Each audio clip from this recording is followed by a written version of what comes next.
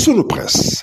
À la présentation Aïcha Toupam. Sunu Presse vous est offert par le Grand Carnaval de Dakar. Bonjour. L'essentiel des quotidiens reçus ce matin sont revenus sur la conférence de presse du président de la République à l'impossibilité de la tenue du débat public entre Sonko et Amadou Ba, entre autres sujets sont mis en exergue par les quotidiens reçus ce matin.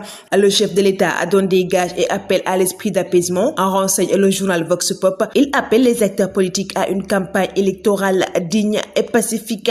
Le journal Sud Quotidien abonde dans ce même siège et met à sa une Diomaye appelle à la retenue. Le coup d'envoi de la campagne électorale pour les 40 en liste donné ce soir à minuit. La société civile invite la classe politique à l'apaisement et le respect des libertés publiques. Le quotidien Enquête traite également cette question et met en première page Diomaye a un pied dans la campagne. Le président exhorte les politiques à la retenue et à éviter les discours de division face à la presse. Il a donné les raisons de la nomination de Samba Ndiaye. Walf Quotidien abonde dans ce même siège et met à sa une Diomaye résiste à la furie de Pastef. Revenant sur le cas Samba Ndiaye, Diomaye dans les habits du chef, titre le journal L'Observateur. Le contre-pied du premier ministre dans l'affaire Samba Ndiaye, la leçon aux radicaux de Pastef et l'appel à une campagne électorale sereine. Bassirou Diomaye Faye appelle à la sérénité, peut-on lire dans le quotidien national Le Soleil. À la veille des législatives, le président de la République a profité d'un point de presse hier pour inviter à tous les acteurs politiques à faire preuve de responsabilité et de retenue. Bougane refuse de s'alimenter depuis 5 jours, rapporte le journal Tribune. Le leader de Gëm Sa Bopp a évoqué une méfiance profonde envers les autorités.